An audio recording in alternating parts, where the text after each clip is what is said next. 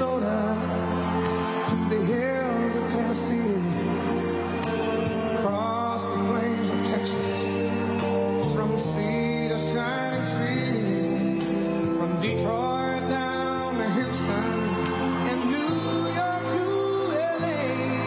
Well, it's right in every American heart, and it's time we stand and say that I'm proud to be an American, where at least I know I'm free, and I won't forget the men who died, who gave that right to me, and I'm glad they Guys, for the last week, Newsmax is going public. Many of you have questions about what it means for us and for our viewers. Here with more, before we go to President Trump, the CEO of Newsmax, Chris Ruddy. Chris, thanks so much for joining us. I'm not going to take, Lindy, I'm not going to take 1 minute of the president's wonderful speech. Look at him there. This guy had just his birthday, 78th birthday. He's running around. He's probably been in 5 cities since yesterday. Amazing guy, isn't he? He's incredible. I don't know where he gets the stamina, but you've got the same stamina. I mean, you're taking Newsmax to a whole new level. So talk to us about it. I get these energy shots that keep me going. Only kidding, only kidding. But I have Newsmax. Newsmax keeps me going. We're going public. We've announced that later this year it's going to happen. We've had a huge response, and we're offering pre-IPO shares, so people are very excited. They want to build Newsmax. They're tired of the media spin that they're constantly seeing. And I think it's been great. We just announced 5 days ago, my investment bank that's handling it says it's off the charts, the success. And people can go online. It's very simple. They can go on. They can even use their credit card. Just go on NewsMaxInvest.com.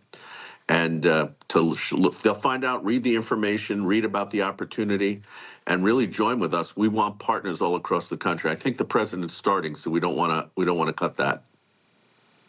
All right. Well, thank you so much, Chris Ruddy. And again, talk the website real quick, NewsMaxInvest.com. Thank you, guys. Thank you, sir. All right. Let's listen to President Trump. Turning point action for making this event possible. What a great turnout. And you've got the same number of people outside, but they have a screen. That's not as good as where you are. At the end of the speech, I'll be taking some questions, so this is different than Joe Biden. He doesn't take any questions. And he doesn't make any speeches. Let me also thank members of Congress that are here. They're warriors. They're incredible people. Byron Donalds, wherever Byron may be. Good speech, Byron. Thank you very much. Byron, thank you very much. Great guy. Big future. Matt Gaetz, very popular guy. Matt Gaetz. Thank you, Matt Gaetz. And Ginger. Thank you, Ginger. Thank you for being here, Ginger. Great couple. Eli Crane. Eli, thank you. We're leading your state, Eli, by a lot. Warren Davidson. Warren, thank you. Thank you very much, Warren. A woman who's very quiet, very shy, but very professional, Marjorie Taylor Greene.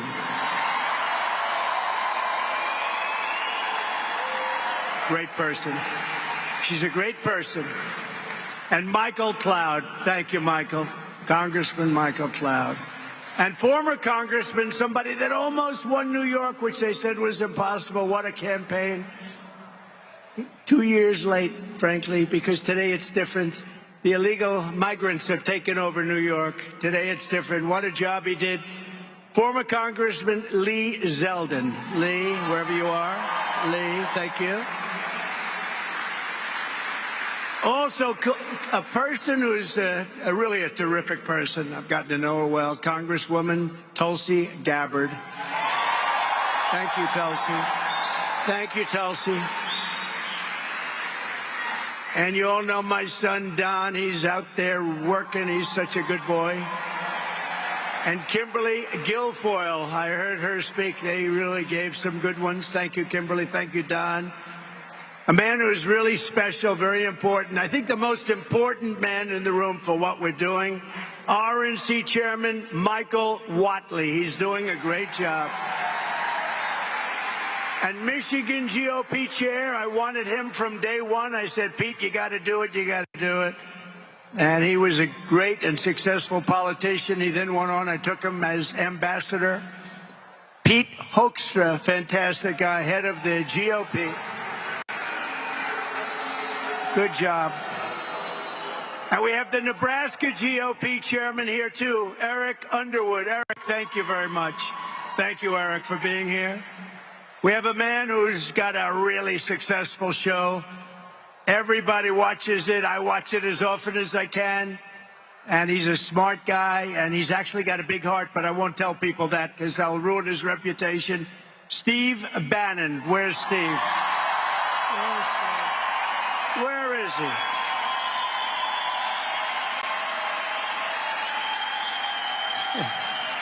Thank you, Steve. He's great. He's a smart cookie. Another smart cookie, Roger Stone. Roger. Great guy. Former Secretary Ben Carson did a fantastic job. Everybody loves him. I love him. And a man who's very popular in these circles and a big star. He's become a bigger and bigger star. Ted Nugent. Ted, thank you for being here, Ted. Wherever you may be. Wherever you may be, Ted, thank you very much. Thank you very much. With the help of everyone here today, we're going to win the state of Michigan this November. We're going to fire crooked Joe Biden. We are going to evict the Biden crime family from the White House, and we are going to make America great again. Have you heard that expression?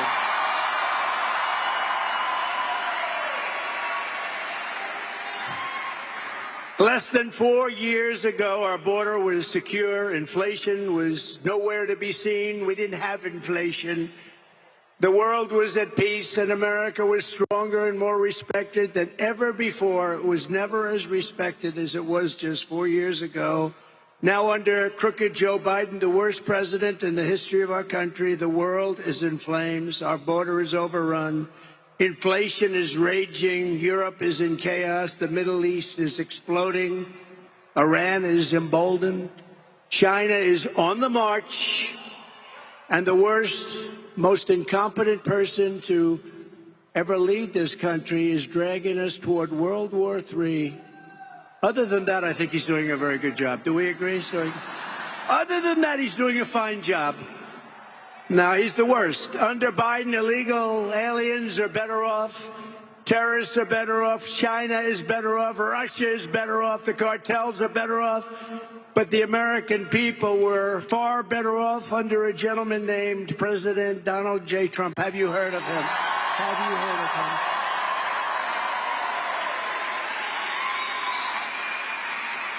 And in particular, and remember this. Oh, wait a minute. Mike Lindell, please stand up, okay? I just saw him.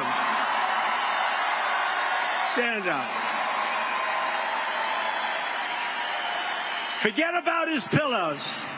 He is the greatest purchaser of advertising in the history of America.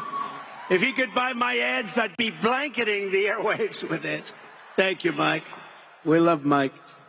But in particular, Michigan was better off with Trump by a lot. You were doing great. Companies were moving back, and the car companies weren't moving out, and you weren't under a mandate to build all electric cars, which are going to all be made in China. It's just a question of a few years. For decades before I took office, Joe Biden and his cronies in Washington got rich by selling off Michigan jobs and selling out Detroit. That's what they did. That's why your car business is so far down. You used to have 100% of the car business. Now you're down to probably 30% by comparison to what it was. Crooked Joe backed NAFTA, the worst trade deal we ever had. China's entry into the World Trade Organization, another disaster. The Trans-Pacific Partnership, he wanted that so badly, would have totally destroyed the state. The Paris Climate Accord, where we put up $1 trillion and nobody else puts up anything, one of the most unfair deals. Sounds good, but it was a disaster. And every other globalist disaster that sucked the life and wealth and blood out of our country, and that's what it was doing. But after decades of Joe Biden putting America last, Michigan finally got a president who put America first. That's what happened. That's what happened.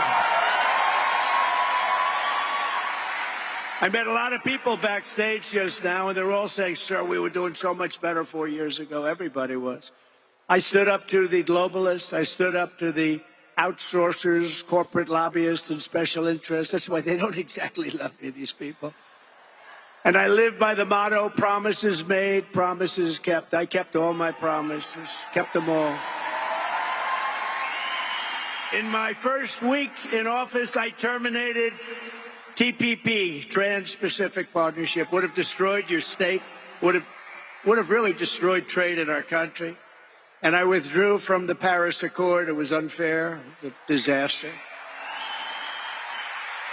And I ended NAFTA, worst trade deal, and replaced it with the brand new USMCA, that's Mexico, Canada. In fact, that deal is so good and so good for the American auto worker that Canada and Mexico are trying to renegotiate it as we speak. They want to renegotiate it. Don't do it, Crooked Joe. Don't do it. You know, if they put up enough for him, he'll do it. I stood up to China like never before, bringing in hundreds of billions of dollars in revenue when no other president had gotten 10 cents from China. Hundreds of billions. I imposed a 27.5% tariff on all Chinese automobiles. The only reason that we still have any auto industries left. If I didn't do that, you would have been wiped out by China completely. By the way, whoever heads the United Auto Workers is doing an absolutely terrible job. His name wouldn't be Sean Fain, would it? Sean Fain. Whoever this guy Sean Fain is, they ought to get him out. Because he sold the auto workers down the tubes. They were sold down the river. You won't have any. Yeah, you're fired is right. Guy screams at you. Yeah, fired. How bad. He agreed to what Obama wanted to do. Under my leadership, we created 500,000 manufacturing jobs in 3 short years. Remember, Biden and Obama would go around saying, we can't manufacture here anymore. That's because we had stupid people leading our country. We lifted up all Americans, black, brown, white, and everybody else. Everyone was doing better. Everybody was doing great. But now, Crooked Joe is doing a hit job on Michigan manufacturing and on Detroit, the likes of which I have never seen before. You know, I got the Man of the Year in Michigan years ago, long before politics, like 12, 13 years ago. And I said, I came up and I thought the speech was good. It turned out to be very controversial. I said, why are you allowing them to steal your jobs? Why are you doing it? They're coming in these countries and they're taking all your jobs. And right now, Mexico is building the biggest car plants anywhere in the world, and they want to sell the cars back into the United States. They're stealing your jobs. Who would allow that to happen? And you know who owns the car plants being built in Mexico? China!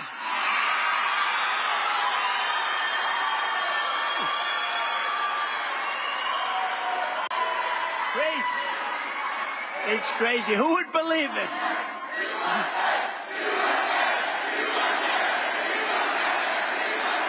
Thank you.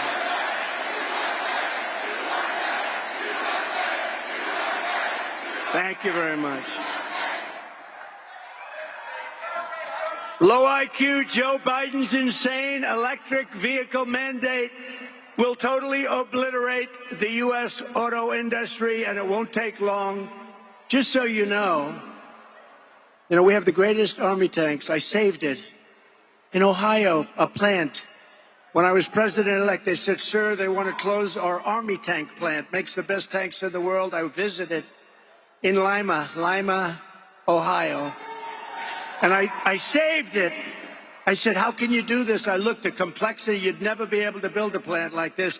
Turned out we made more army tanks than anybody. They did a great job. But they want to make them now electric so that when you go into enemy territory and you obliterate the enemy and you knock down and those tanks are firing, you do it in a environmentally friendly way.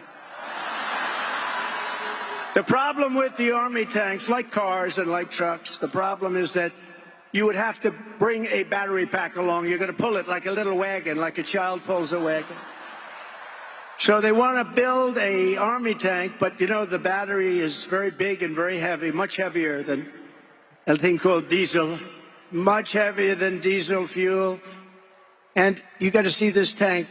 It's like a wagon, and there's a big thing that is pulling in the back. And even with that, it doesn't go far, and lots of bad things happen, like it doesn't take cold weather very well, and it's really bad in heat. But it is environmentally friendly, remember that. Of course, making it is an environmental disaster, so that more than makes up for it. And they want to have your jet fighters now. I got more planes. I rebuilt our entire military. They want to make your jet fighters use a fuel that's environmentally friendly, but it makes the plane 18% less efficient. So that's the difference between, in a fight with the enemy, winning and losing, a minor difference. But you go in again. They want to go in a clean, environmental way as we bomb the shit out of a country. Can you believe this? Now, who are the people that are destroying? Who are the people that are destroying our country?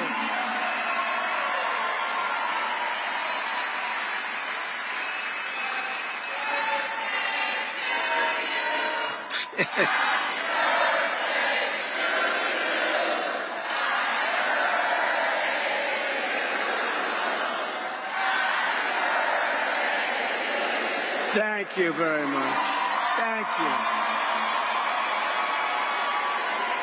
I feel very young. I feel very young.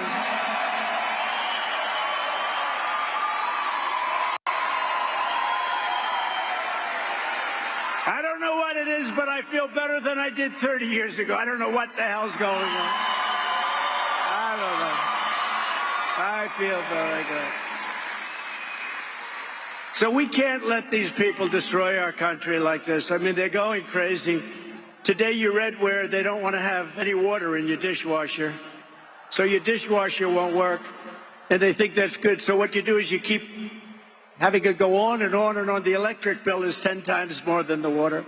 And these are areas that have so much water, they don't know what to do with it. They're flooding. They're floodplains. They have so much water in many cases. Now, we can't do that. You know, I ended that. I went to, in Ohio, a great company was going out of business because of dishwashers. They wouldn't give the water. You couldn't sell the product. And South Korea and China were dumping dishwashers in here for half the cost. They weren't as good. Whirlpool, but half the cost, they weren't as good. And I went and I saved it. I put a 50% and 100% tariff on all of these dumped machines. And I saved that company. And then I said to the head of the company, it was great actually, called me, said, we don't know what to do. You can't, I mean, they're dumping this stuff. They can't be, you know, they're losing a fortune. But it didn't matter because their governments were paying for it. He said, I don't know what to do. I said, it's okay. So I solved the one problem. They're not dumping. What's your next problem? They don't allow us to use water. We need more water. You can't wash dishes unless you have a certain amount of water. I said, how much do you need? We need just a little bit more. He said, I'll give you a lot more. I gave him a lot more. Now they want to end it again. You ever go into a new home where you have a shower where the water doesn't come out of the shower head? They put a restrictor on. I took all the restrictors off. I took them off. I've had the experience. I take a shower. I want that beautiful head of hair to be nice and wet. Lather. I want it to be lathered beautifully. And I get the best stuff you can buy, and I dump it all over. And then I turn on the water, and the damn water drips out. Takes me. I can't get this stuff out of my hair. It's a horrible thing. No, it's terrible. Oh, you turn on the sink and the faucet. You turn it, and no water, practically no water comes. So you leave your hands under there. You're trying to get the water. Well, I revoked all of that stuff. And they just put it back on. Isn't that terrible? And these are areas that have a lot of water where they don't know what to do with it. It goes out to sea. And we'll turn it back on the first day. We're going to do a lot of things on the first day. We're going to take care of a lot of problems. First day in office, we're going to close up the border. First day in office, we're going to drill, baby, drill.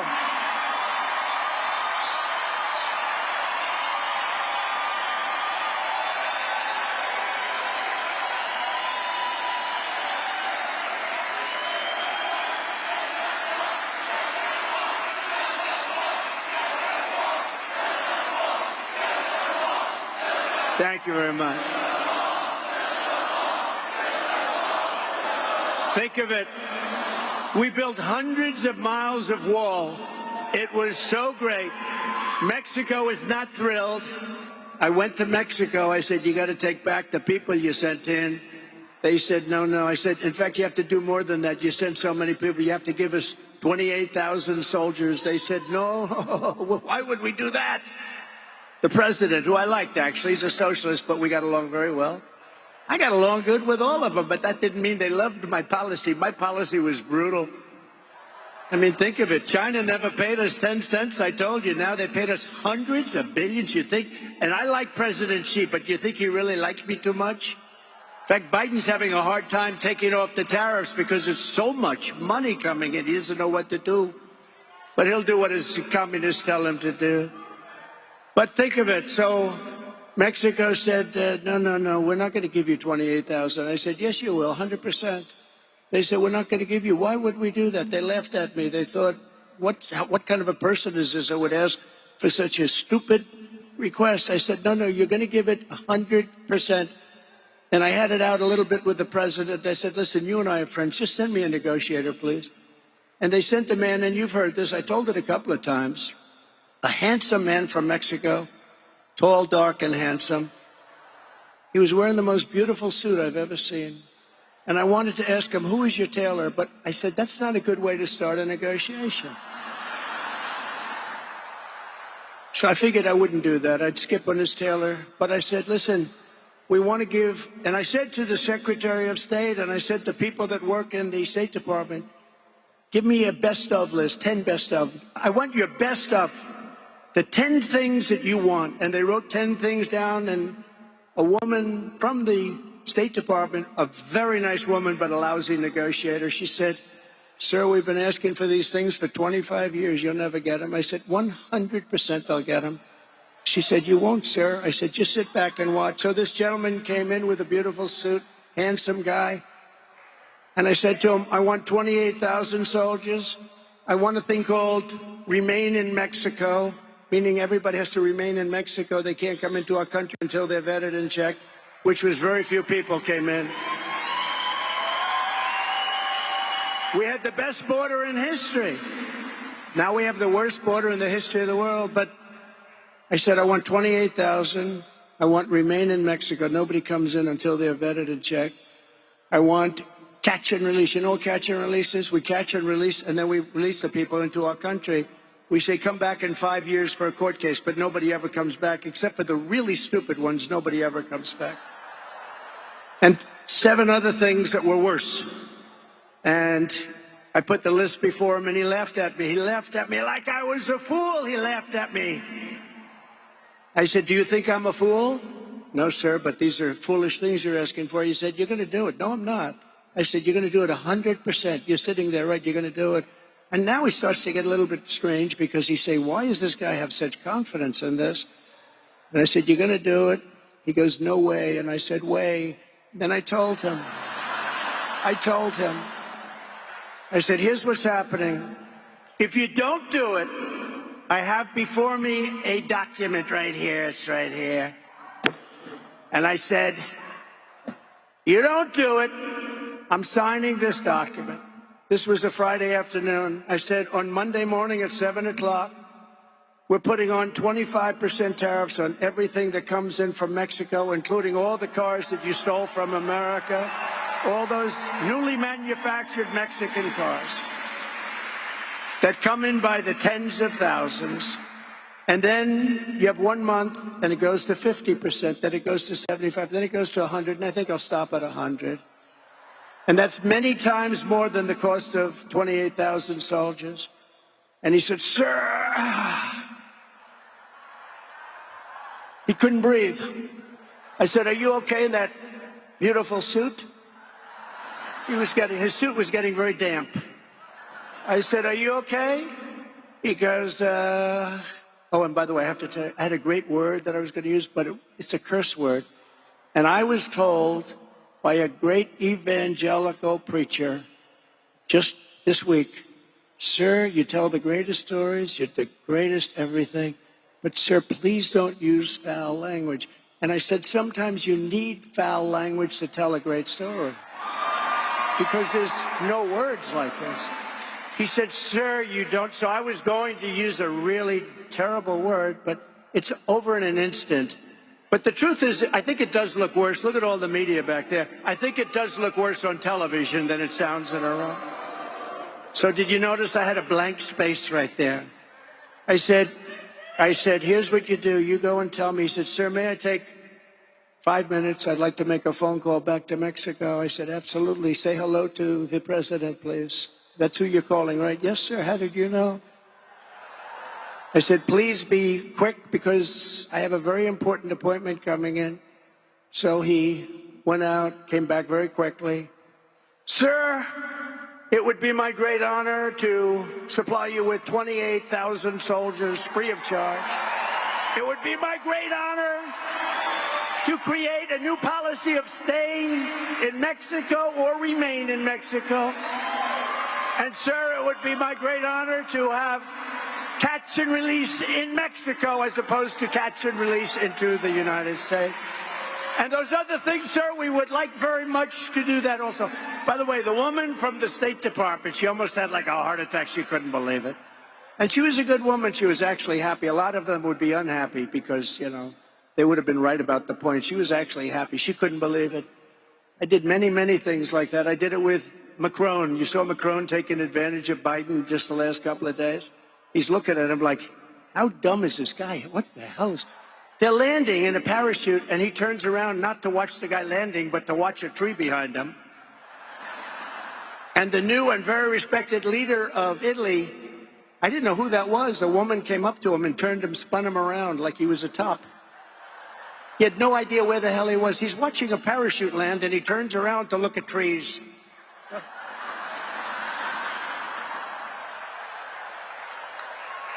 And I don't like to imitate anymore because the fake news is always putting it on. My wife, I told the story yesterday. I imitate him. He can never find the stairways off a stage. And we got them all over the place. They're over here. I have emergencies right there. You can't even see them, but I have stairs all over. It's almost impossible not to find a stair. You can walk in any direction.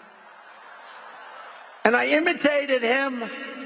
Getting lost. And do you ever notice he always goes like this?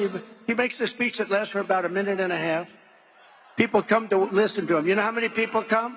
Like we have this massive room that's packed to the corners, and outside you got more people. Listen. He can't fill up the 8 circles. And I said, by the way, the 8 circles were meant for COVID. They're meant for COVID. You don't have to use them, but they use them as an excuse because nobody comes. So he's up, and he's before a tiny little crowd, 30, 40, 50 people. And the speech lasts for like a minute, and then he's looking for the exit, and he goes like this. He always does it. He points, and he's pointing in the right direction, and then he walks in a different direction. And I said to our great First Lady, I called her, we had a big crowd that evening. You know what? We had 107,000 people in New Jersey 2 weeks ago. 107,000 people. Matt Gaetz was there. We had 68,000 in Alabama, 73,000 in Texas. We have the biggest crowds in the history of politics. That tells you they like what we're saying. I called our First Lady. I said, how good was that speech? Was that brilliant? Was that unbelievable? Did you see the crowd, First Lady? This is the way you talk to a wife, right? I think. Did you see the crowd, First Lady? How good was that? Nobody else could get a crowd. In the history of politics, nobody ever had a crowd like that, First Lady. She goes, but your hair looked terrible. I said, what the hell? Or she'll say something even worse. Have you gained weight? You didn't look good. But this last time, it was like a fluke. She said the speech was unbelievable. Congratulations. But what happened? You couldn't find the stairs going off the stage? So I imitated him, and the fake news said I couldn't find the stairs. Do you believe it? I said, I had no problem, First Lady. She said, well, they showed you, you couldn't get off the stage. You were walking into a wall. You know, usually there's a wall behind. That's good enough. And I'll walk into it. Now I don't like to do it anymore because they show it to, no, that's an imitation of Biden. But thank God we have great Secret Service. They run up on the stage and they grab him and they throw him off. They get him off the stage. Upon my inauguration, we will throw out Bidenomics and replace it with MAGAnomics. MAGAnomics.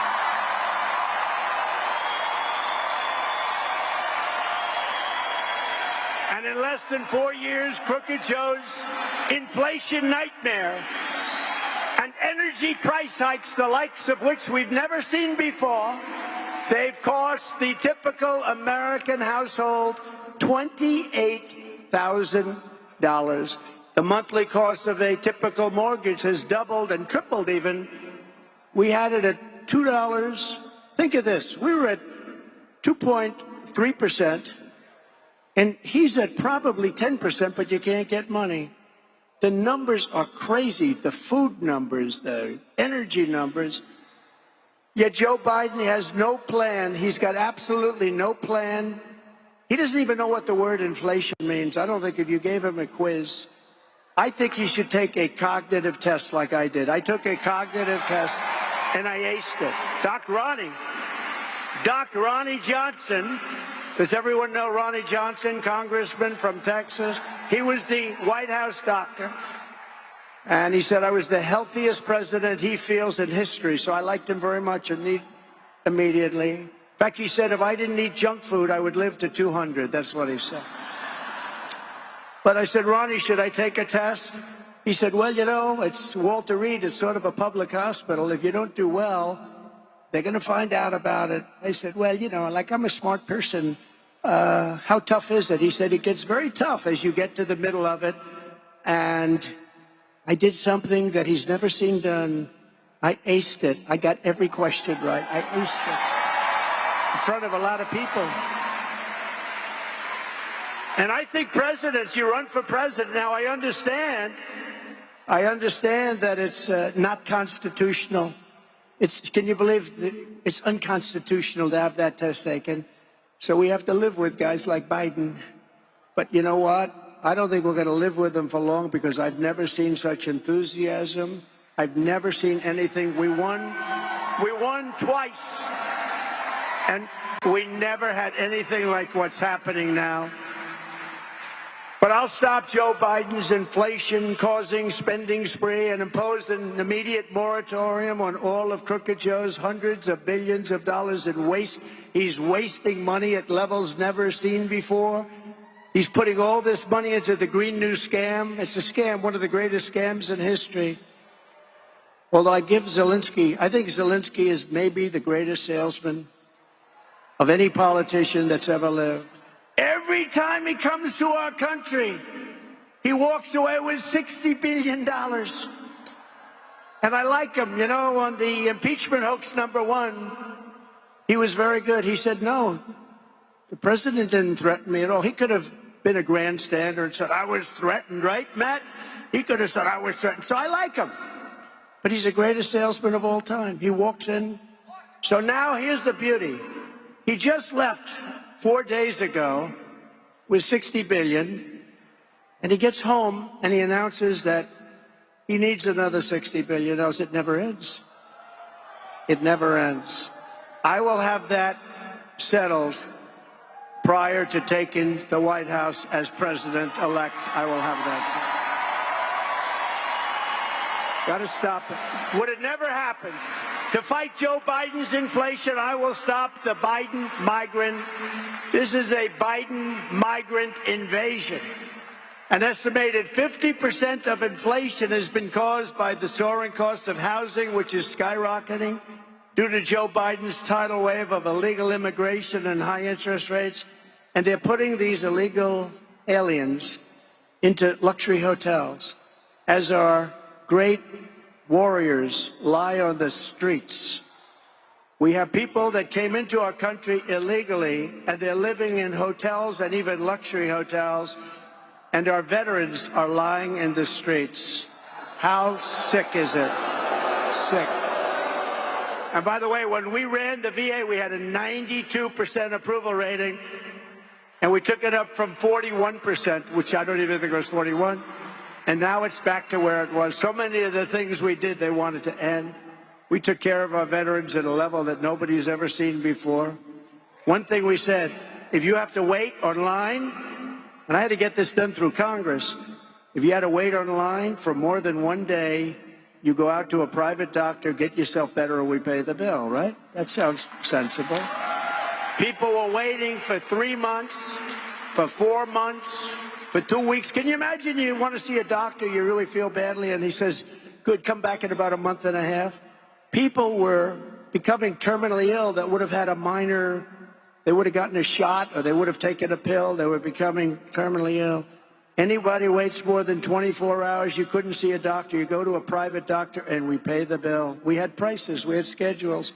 The other thing we did is we had civil service, 9,000 people that were crooks and thugs and sadists, a lot of sadists.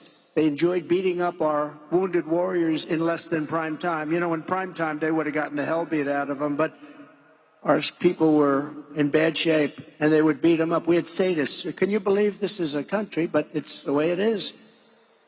9,000. I got the approval. We fired 9,000 people and replaced them with good, loving people. And we had the highest approval rating in the history of the VA. But what makes you sick is to see what's happened with our soldiers, and you see the way others are being treated. How about they're given a cell phone? They're given all sorts of insurance. They're given hospitalization. And what it does is that people want to come into the country. Gavin Newsom, the governor of the great Gavin Newsom. Now, Gavin Newsom said, Come into the United States. We will provide you with hospitalization. We will provide you with education.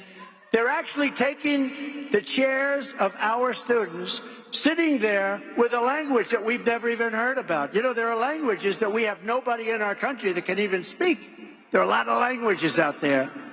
Now, he's destroyed California. If you listen to him on Sean Hannity, I listened to him, and he talks like California. People are leaving California. I hate to say that because I have property in California. Maybe I'm hurting the value of my property, but I have to tell you, he's destroying California. And he may be the next one up. He could be the next one up. I don't think so, though, because his record is so bad. But something's happening, I do believe, because I can't believe that this gentleman is going to be allowed to run for office. And if he is, we have to have the greatest victory. We're going to take back our country. We're not going to let this happen to our country. We're not going to let it happen. Think of this.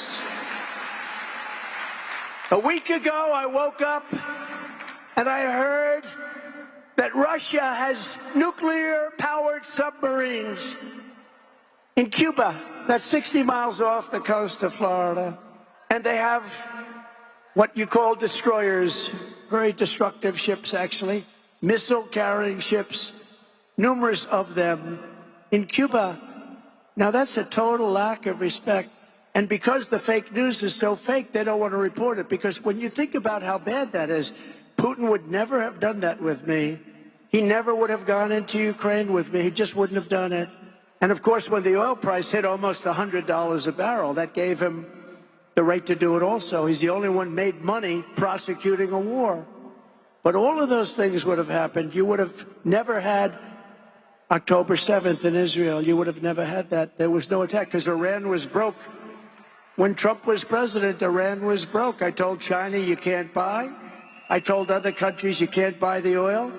Iran was broke. They were ready to make a deal. We would have made a deal. We would have been very fair. We would have made a deal. And now Iran is rich as hell. They have $250 billion, which they made over the last 3.5 years. They're a rich country now. It's unbelievable. They could have made a deal. We could have had a deal. If that election wasn't rigged and stolen, we would have had a deal with Iran the first week after the election. Instead, we have a very hostile country that wants nuclear weapons. Can't let that happen. We just gave $6 billion to Iran for 5 hostages. You saw that. 6 billion. 6 billion. And once you do that, then all of a sudden lots of other people are going to go missing because it's crazy. Think of it. $6 billion for 5 people. It's unbelievable. We will make the Trump tax cuts permanent and cut taxes even more for working families and small businesses. You know, it's interesting. We cut taxes, the biggest tax cuts in history, bigger than Reagan. Because Reagan had big tax cuts, we had bigger than Reagan. So the rates were cut way down for business, down to 21% from, I mean, including state and city and everything. Many companies are paying much more than 50. So they were cut way down, 21%. In fact, I'd like to bring them down further, and for the middle class, bring them down even more. They're going to let them expire. They're going to give you the biggest tax increase you've ever had, ever, by 4 times. But the amazing thing is we cut the rates way down, and we took in more money than we ever took out before. So with a lower rate, the incentive was so great. People were doing things. Businesses were thriving. So with a much lower rate, we took in more revenue than we ever took in before. It's an amazing number, right? Who would think? As part of those tax cuts, I have announced that I will eliminate taxes on tips for restaurant workers and hospitality workers and anyone else relying on tips. No more taxes on tips. No taxes on tips. None. None. In fact, on your receipt, when you get your receipt for a restaurant, you know who sent me one? Kid Rock. How good is Kid Rock? Isn't he great? But he sent me a receipt. And he wrote on the receipt, vote for Trump and you won't pay taxes on tips. He wrote that on the receipt. I said, that's very smart. That's very smart. Smart guy. So for restaurant workers, for hotel workers, for caddies, for car people, it's a lot, but anybody receiving tips, there's no more tax on tips, and I think that's going to be a great thing. You know, they earned it. A lot of people don't get tips. You don't like the service, you don't give them anything, right? You don't like the service, but somebody does a good job, they're supposed to pay tax on it. No, so we're ending that immediately, effective immediately when we get in. As we rescue our economy, we'll also seal the border and send Joe Biden's illegal aliens back home. We have no choice. It's not sustainable by anybody. We have no choice. Less than 4 years ago, I handed crooked Joe Biden the strongest, most secure border in U.S. history.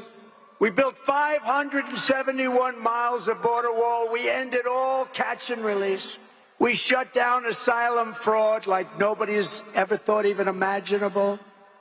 We had remain in Mexico, safe third agreements, and Title 42 all done and all agreed by Mexico. You think that was easy? It wasn't easy. It was nasty, actually. And we paid nothing for it. Nothing. Just like we gave Macron nothing, I was going to say. He was going to put a 25% tax on everything, anybody doing business in France. I said, you can't do it. He said, oh, Donald, we would love to do this. It was passed by our legislature and our parliament, or whatever the hell he calls it. And I said, no. So I gave it to Mnuchin and some people. I said, go deal with France. Tell them they're not going to do it. And they came back. They couldn't make the deal. And then they came back again. I said, you have one more day, make the deal. They couldn't make the deal. I called up Macron. I said, Emmanuel, how are you? How are you, Emmanuel? You saw the way he was toying with Biden 2 days ago. He was toying with Biden. Got Biden to sign things. I can't even believe it, what they're signing away. But he was toying with him. And I said to him, listen, Emmanuel, if you don't drop that tax immediately, no, I cannot do that. I said, yes, you can. If you don't tax it immediately, all wine, every bit of wine, every bottle of wine and champagne that you send into the United States, we're putting a 100% tariff on that wine or champagne. We don't want your wine and champagne. We make great stuff over here. And he said, Donald, that is not fair. I said, yeah, it's not fair to charge American companies 25%. I got to stick up for the companies. They're our job producers. He said, that is not fair. I said, Emmanuel, you have 24 hours to tell me. 10 minutes would be better. He calls me up 5 minutes later. Donald, we have agreed to terminate the 25% tax on America. I do things like this. You have no idea how many deals you could make on a phone. I don't even have to spend. How about Mrs. Biden and Joe Biden? They're back and forth like it's a taxi cab from Europe. They come back. Let's go to the trial for a day. Back, forth. On Air Force One, like it's a taxi cab. It's not a taxi cab. It's serious stuff. But that's endemic of where they come with the country and how they run the country. They don't know what the hell they're doing. They really don't know what the hell they're doing. The entire world is emptying out their prisons and jails, their insane asylums, their mental institutions, and our country's being turned into a dumping ground, and the entire world is laughing at us.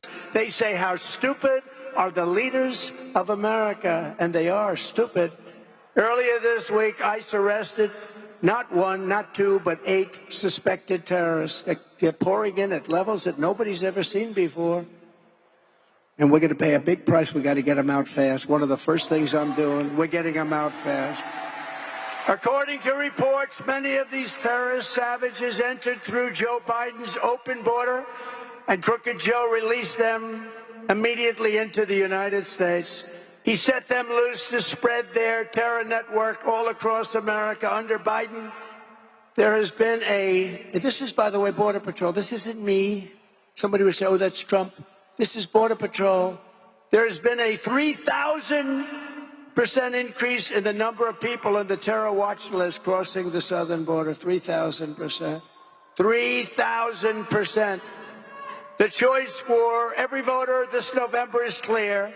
You can have a president who lets thousands of radical Islamic terrorists into our country, or you can have a president who throws radical Islamic terrorists the hell out of our country and gets them out fast.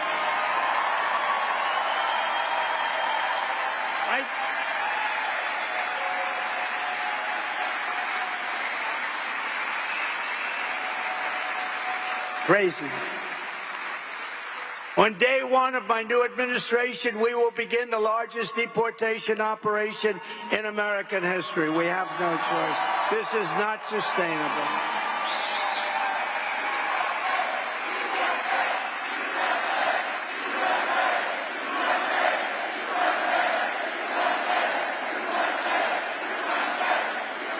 Thank you. And it doesn't make me happy to say that either. And you know what's going to happen. We'll get 10 terrorists and then 1 woman with 2 children that are beautiful children and everything, and that'll be the front page of every newspaper. It's never an easy thing to do, but we have no choice. Dwight Eisenhower, which people don't think of him in these terms, had the largest deportation effort by far in the history of our country because he said, they're destroying our country, we can't let this happen. That was Dwight D. Eisenhower, president, much stronger president than people give him credit for. But we're going to have no question, we're going to have no problem. You know, they wouldn't take, as you know, we have MS-13, the worst killers of any gang anywhere in the world, and they were pouring into our country, and I said, we want to get them out. I said, I want to bring them back to their country because you don't want to put them in our jails. It's so expensive and everything. They killed 2 girls in Long Island. They sliced them up with a knife. They didn't want to use a gun. They didn't want to use a gun. They sliced them up with a knife. 2 young high school girls walking to school. They killed them, sliced them into pieces with a knife. They're animals. And Nancy Pelosi said, you shouldn't call them animals. These are human beings. I said, no, they're not human beings. These are animals. They sliced them up with a knife. And by the way, ICE and Border Patrol, you know, ICE came in. This was in Long Island. ICE, for some reason, they like Long Island. But ICE came in. And these are great patriots. These are tough cookies. I know some of my friends up here in the front rows. They're tough, but they're not doing the ICE. They're not doing that. And you'll see ICE come in, and they'll run into what they call a pack. a pack of MS-13 tough guys, and you'll see for 2 minutes fists are flying and everything's flying. Who the hell wants to do that? Matt Gaetz wouldn't do it. Byron wouldn't do it. Byron's tough. He wouldn't do it. I wouldn't do it. I think Mike Lindell might do it. I don't know. He may be the only one. He may be the only one. I wouldn't do it, Mike. And they go in there, the hands are flying, and then they grab them. They're gaga. They're all knocked out, and they put them in paddy wagons. But my people told me that we couldn't get them back into their country. So Guatemala, Honduras, El Salvador, they come from countries just beyond Mexico. Some come from Mexico, actually, but the countries won't take them back. They clogged up the runway so that a plane can't land. They blocked all the roads so the buses couldn't get in. And the generals came to me, sir, we have a problem. We have them all, but we can't get them back in. We haven't been able to get them back in for many, many years. During the Obama administration, they could never get them in. That was Obama-Biden. Biden didn't have a clue then either, by the way. We cannot get them in, sir. I said, really? How much money do we pay them a year for their economic development stuff? See, I was going to use another word there, but I can't do it because of the man that I respect so much. You know who it is? Franklin Graham. I can say that. Who's a great guy. He wrote me a note. President, you don't have to use foul language. You just don't have to use foul language. Your stories are so great. Your crowds are the biggest crowds ever assembled. Nobody's ever done this. You don't need foul language. I said, sometimes you do, for emphasis. He said, you don't, sir. So I'm trying it without foul language today for Franklin Graham. And I say that these stories lose 10.2% effectiveness. But I do it for Franklin Graham because he's a great guy, and those are great people. They're great people, what they do. The pastors, the preachers, the rabbis, a lot of great people. We have a lot of great people, so I'm doing that. I said, you know, maybe he's right, but think of it. So they bring these people out, and they can't get them back into their country. So I said, call the presidents of those 3 countries, inform them immediately. They get $750 million from the stupid United States. Inform them that we're not paying them any longer because they didn't fulfill all of the obligations under the agreement. Namely, they're sending a lot of, you know, they send them because they don't want them in their country because they're smart. And you know what? If it was me running those countries, I would have done it faster than them. Why wouldn't you do it? I would have cleaned out the prisons. They've only gone down 50, 60, 70%. Venezuela, crime is down 72% because they've taken all of their criminals, most of them, and they've sent them in. They'll have the rest of them in within a year. I would have done it much faster if I were them. I would have done it much faster. I said, tell these countries that we're no longer paying them $750 million. And they did. And the next morning I get to the office early, 7:30. I get 3 calls separately but simultaneously. Mr. President, may we speak to you? I would like to speak to you. I don't understand. There must be some miscommunication. You stopped payment on all of the money you send us. Could I ask why? Because you're not taking your criminals that you sent to us. They send them. By the way, they send them. You're not taking them back. Oh, sir, we would be delighted to take them back. It would be our great honor to take back 400 MS-13 savages. It would be our great honor. Sir, please send them back. We would love to take. We can fly them in. We'll send airplanes. Ay, ay, ay. For years, they weren't able to do it. You know that, Matt Gaetz? They weren't able to get it. I said, we're not going to pay them anymore. As soon as I said that, they all called. At the same time, I spoke to them separately. It was like the same conversation. We would be delighted to take them back. And that was the end of that. We sent out thousands and thousands of MS-13 back to their country. But it's out of control now because whatever we sent back, they're coming back in at levels that nobody's ever seen. I won in 2016 because of the border. We had a really bad border, but that border was nothing compared to what you have now. That border was peanuts. It was nothing. It's no wonder Joe Biden and his thugs are so desperate to stop us. They know that we are the only ones who can stop them, and they know it. And it was just announced that they withdrew their lawsuit, the laptop from hell lawsuit, right? The fake. Remember where they said it was Russian disinformation? It wasn't. They withdrew their lawsuit against the greatest mayor in the history of New York City, Rudy Giuliani, which accused him of everything under the sun regarding the laptop from hell. They withdrew it on the basis that everything that he said was true. For years, he's been fighting for himself. Everything Rudy Giuliani said was true. It was not from Russia. It had nothing to do with Russia. It only had to do with Hunter. Think of that. They try and destroy people. But think of that, it wasn't Russian disinformation. It was made-up story for election interference purposes, and I assume we're going to be talking about that at the debate. Is anybody going to be watching the debate in this room?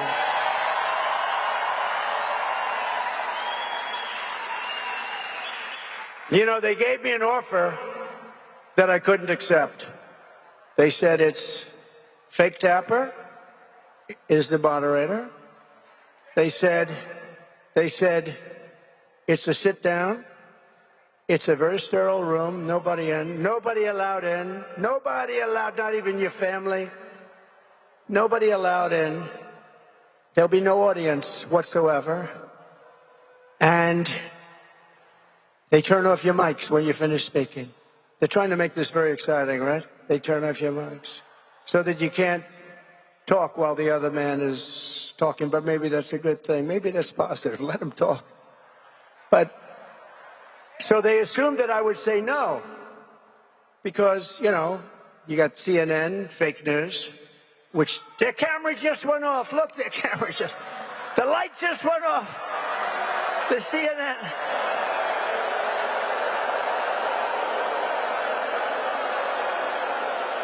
Their light just went off. I watch their light all the time. If I mention anything about voter fraud, they turn their light off because they know it's true. It's unbelievable. No, their light just went off. I can't believe I got about a minute and a half. That cameraman is toast. He's going to be fired immediately. But they gave me, it's like the mob. They gave me an offer I couldn't accept. I said, I accept. Because we want to get him to a debate. Because here's what happened. They made an offer that was so ridiculous, and they knew I was going to say no.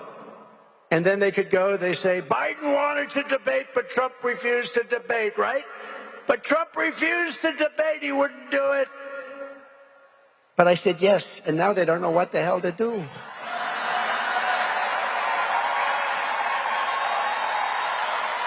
But remember this. All of their persecution of me and others is only happening because I'm running for president and leading very big in the polls. And since the rigged trial in New York, my numbers have increased substantially. And fundraising, by the way, is, I believe, the highest numbers in the history of politics, just like these crowds.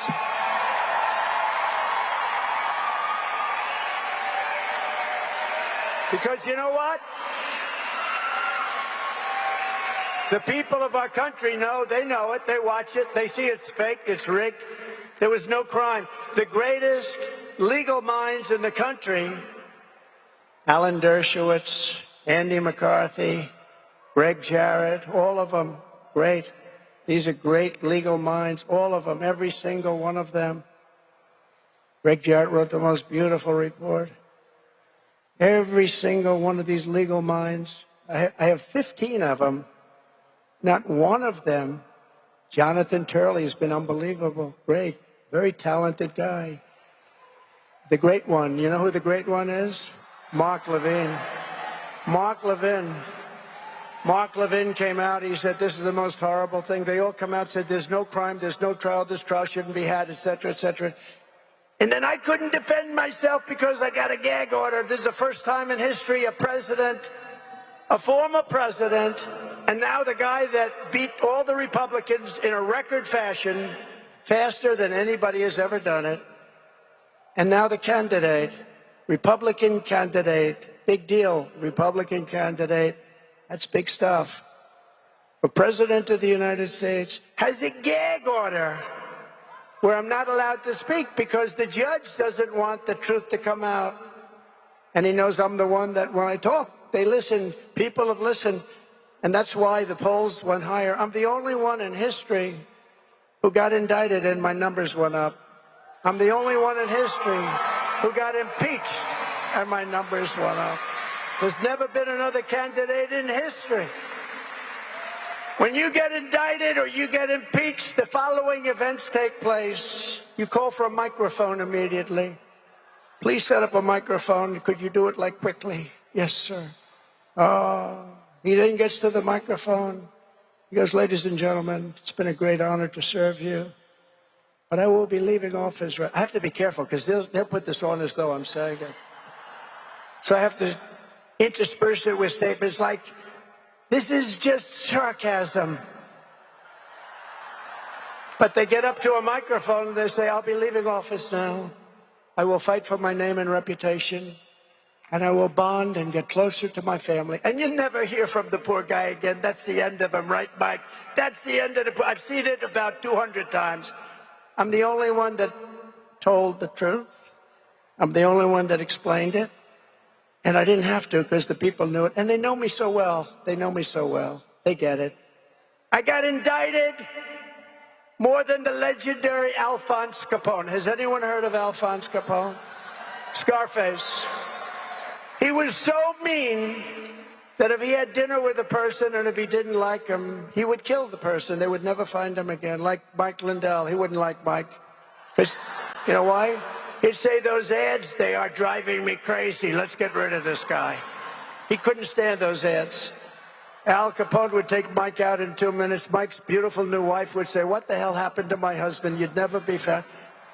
He'd be buried under the World Trade Center. But think of it, Alphonse Capone, Scarface, he was the meanest of them all. He had a scar that went from here to here. Scarface, the meanest, the toughest.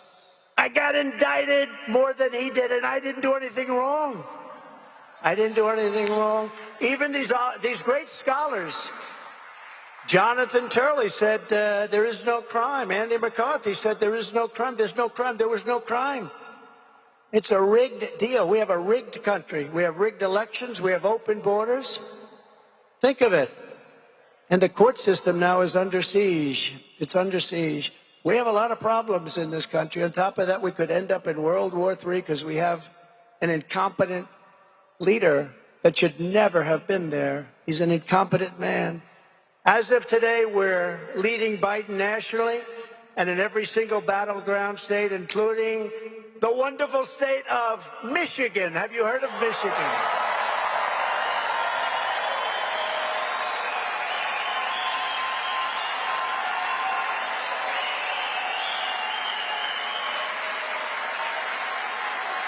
Did you ever hear Biden get up and give the wrong state? This happened. If that ever happened to me, it would be the end of my political career. I always be very careful. Like the wonderful state of Michigan. Suppose we weren't. So he's in Florida, and he goes, "It's great to be with the people of Iowa." Iowa, the palm trees. The palm trees are all over. Iowa's not known for palm. I mean, he got Idaho and Iowa mixed up, and that you can sort of understand. Of course, potatoes are different than corn. But that, Idaho, it's great to be in Idaho. No, sir, you're in Iowa. You got New Hampshire mixed up with Massachusetts. But maybe you can understand, he thought he was, he thought he was across the line. But can you imagine if I did that? So when I say, it's great to be in the wonderful state of, and I always think, I say, I better get this sucker right. I'm thinking about it. Long before I make the statement, I'm thinking about, we sure this is Michigan? You're sure? Now the fake news will report tonight, Donald Trump wasn't sure that he was in Michigan. And only the people in this room will understand how dishonest they are. The radical left Democrats rigged the presidential election in 2020, and we're not going to allow them to rig the presidential election in 2024.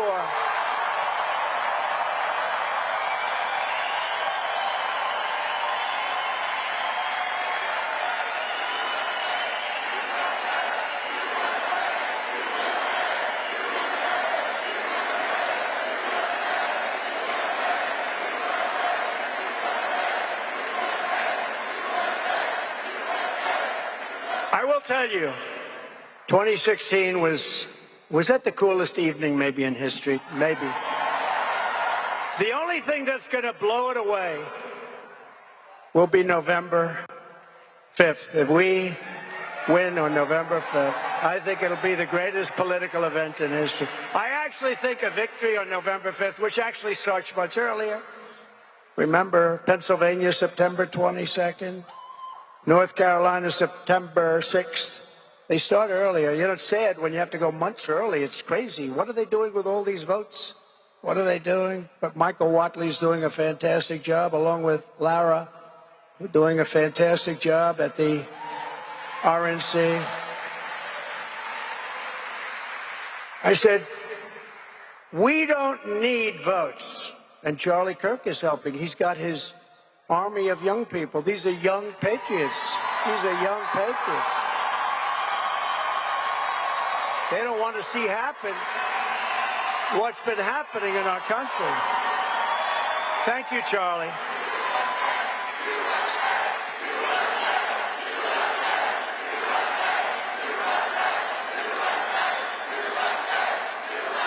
Well, thank you, Charlie. And I said to Charlie, and I said to Michael, I said to everyone, listen, we don't need votes. We got more votes than anybody's ever had. We need to watch the vote. We need to guard the vote. We need to stop the steal. We don't need votes. We have to stop. Focus. Don't worry about votes. We got all the votes. I was in Florida yesterday. Every house has a Trump sign. Trump, Trump, Trump, Trump. We have to guard the vote. When that vote comes in, from the moment they say they're going to sign, you know, these mail-in ballots are treacherous. They're treacherous. These boxes, these lock boxes are horrible, horrible. And we'll change it, but we have to win the election in order to change it. What they're doing, they have these boxes all over the place. People are walking up. Who the hell knows what they're doing? It's a horrible thing to watch. It's a horrible thing to watch. You know, when you have a real election and you walk in and they look at you and they check your photograph and they do you can't do much. But we have, like in the state of California, they send out 38 million ballots. Who the hell knows where they're going? They do. They go to a lot of Democrat neighborhoods. And you're told you can't win. I go to California, we have 100,000 people show up. I said, why are we losing California? Why would we lose it? It's so corrupt, the whole election process. And what we want to do is we ultimately want to go to paper ballots, voter ID, one-day voting. And we want to make sure you're a citizen of this country. Every time the radical left Democrats, Marxists, communists, and fascists indict me, I consider it a great badge of honor because I'm being indicted for you. Thank you very much. Never forget, our enemies want to take away my freedom because, quite simply, I will never let them take away your freedom, and I won't. They want to silence me because I will never let them silence you, and in the end, they're not after me, they're after you. I'm just standing in their way, and I always will.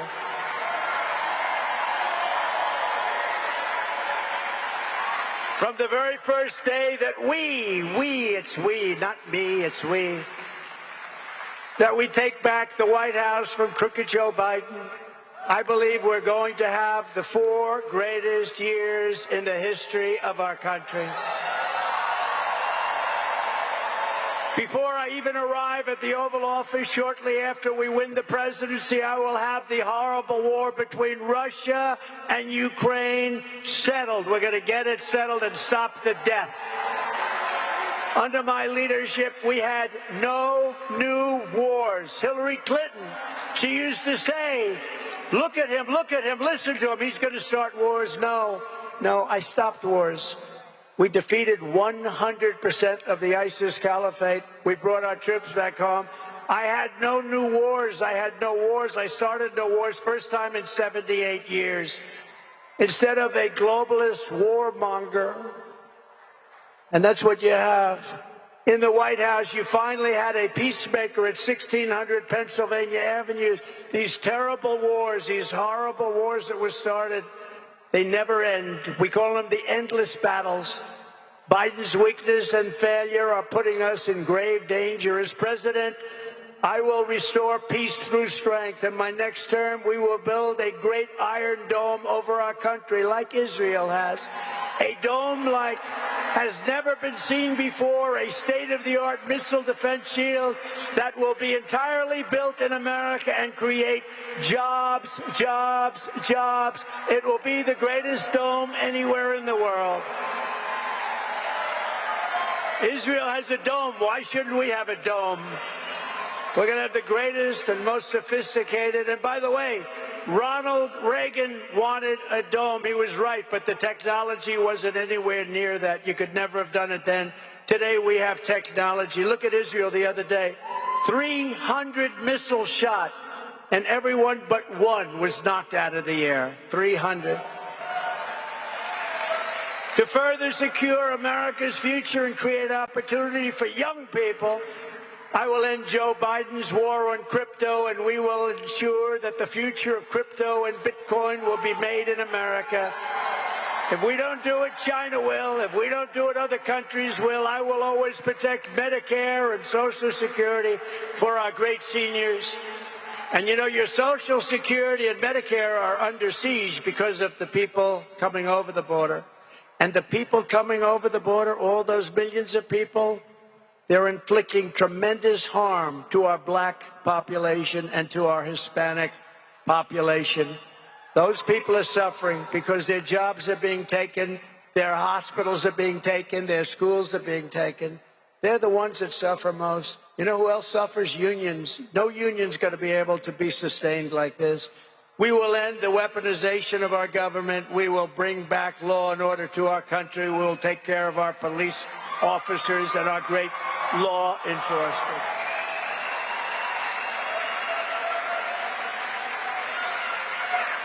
Joe Biden is out the other day trying to claim that crime is down, but actually crime is way up. They don't report crime properly anymore, as you probably have heard. Crooked Joe is citing statistics that no longer include data from 30% of the country, including the biggest and most violent cities. Oh, I see. That's nice. Meanwhile, Joe Biden still supports no cash bail and sanctuary cities. I'm probably the only one that has to pay bail. Think of it. I'm the only one, I think. He's responsible for the deaths of countless African Americans from crime, and he also devastated black families in 1994 with the crime bill. Super predators, remember? That was Joe Biden came up with that. Super predators. The black people have to remember when they go to vote.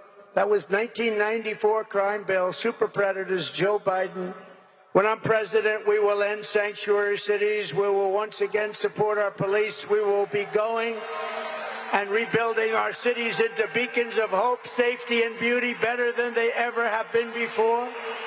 We will take over our horribly run capital in Washington, D.C. We will clean it up, renovate it, rebuild our capital city that no longer will we allow it to be a nightmare of murder and crime. It's a nightmare of murder and crime in our capital. You leave Michigan, you want to go see the Washington Monument, the Jefferson Memorial. You want to see something in Washington, you end up getting killed. You end up getting shot, beat to a pulp. But our capital will become the most beautiful capital anywhere in the world, and it will be safe from crime. We owe that to our country. And we will replace the people that are running our capital, who are running it into the ground, who, by the way, were offered 10,000 soldiers or National Guard. on January 6th, along with Nancy Pelosi. Oh, did you see Nancy Pelosi? Her daughter's in trouble. Her daughter is a semi-professional photojournalist, as she calls herself. And she has Nancy on tape saying it was Nancy's responsibility to secure the Capitol. I hope the congressmen and women remember that little tape that was released 2 days ago, because the fake news doesn't want to talk about it very much. She took full responsibility for it. She's angry as hell at her daughter. She may cut her daughter off from all of the millions and millions of dollars that she scammed as a congressperson. Think of it. She has better returns on her money than the smartest people in the history of Wall Street. Look at that. I wonder how she did that. On day one, I will sign a new executive order to cut federal funding for any school pushing critical race theory, transgender insanity, and other inappropriate racial, sexual, or political content onto the lives of our children. And I will not give 1 penny to any school that has a vaccine mandate or a mask mandate.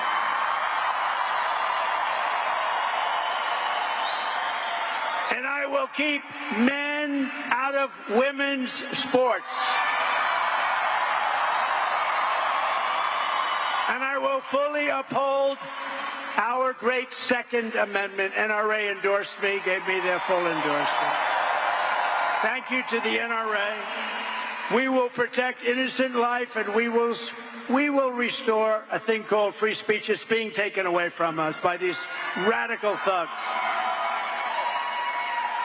And I will secure our elections at a level never seen before. And as I said, our goal will be one-day voting, paper ballots, proof of citizenship, and voter ID.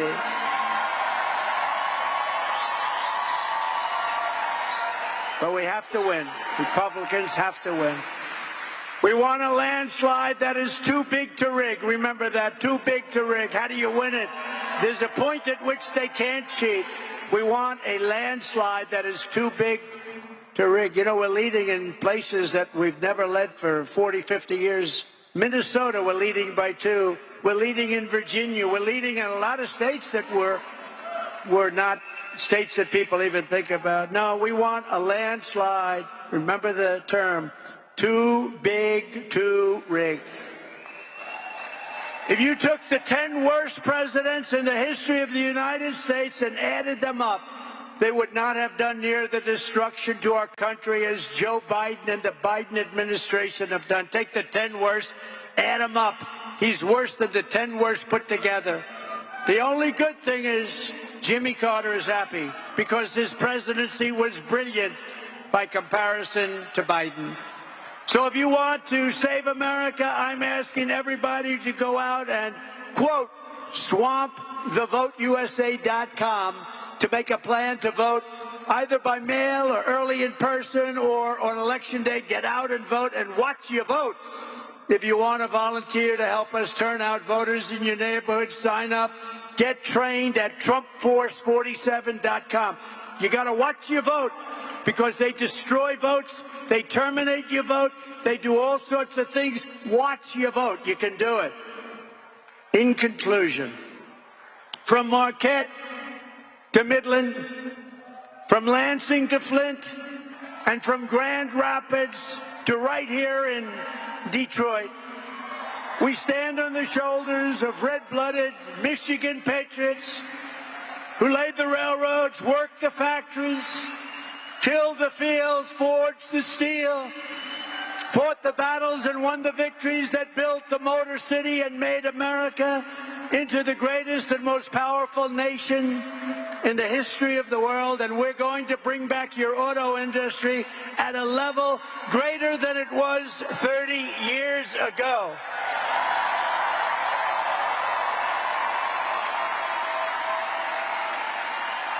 But now we are a nation in serious decline. We are a failing nation. We are a nation that has lost its confidence, willpower, and strength. We are a nation that has quite simply lost its way. But we are not going to allow this horror to continue. Less than 4 years ago, we were a great nation, and we will soon be a great nation again. With the right leadership, every disaster Joe Biden has created can be fixed, and can be fixed quickly.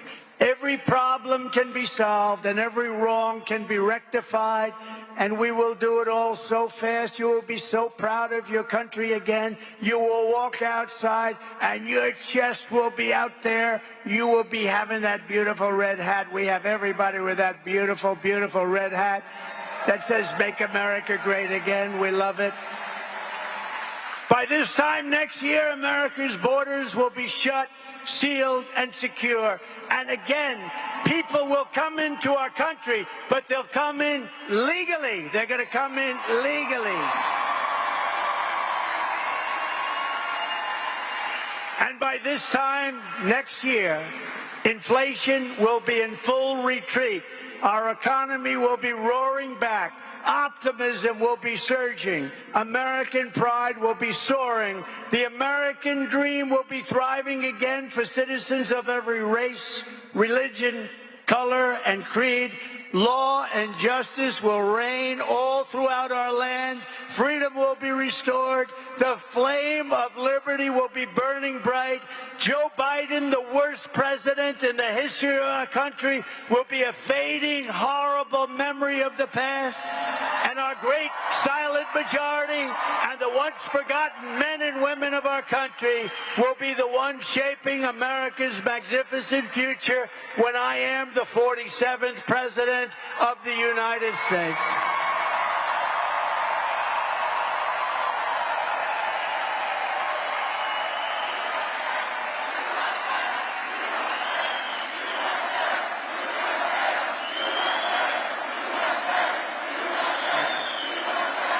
Thank you. Because we are all Americans, and together we will show November 5th to be the most important day in the history of America. We are one movement, one people, one family, and one glorious nation under God. And together we will make America powerful again. We will make America wealthy again. We will make America strong again. We will make America proud again. We will make America safe again. We will make America free again. And we will make America great again. Thank you, Michigan. God bless you. Thank you very much. God bless you.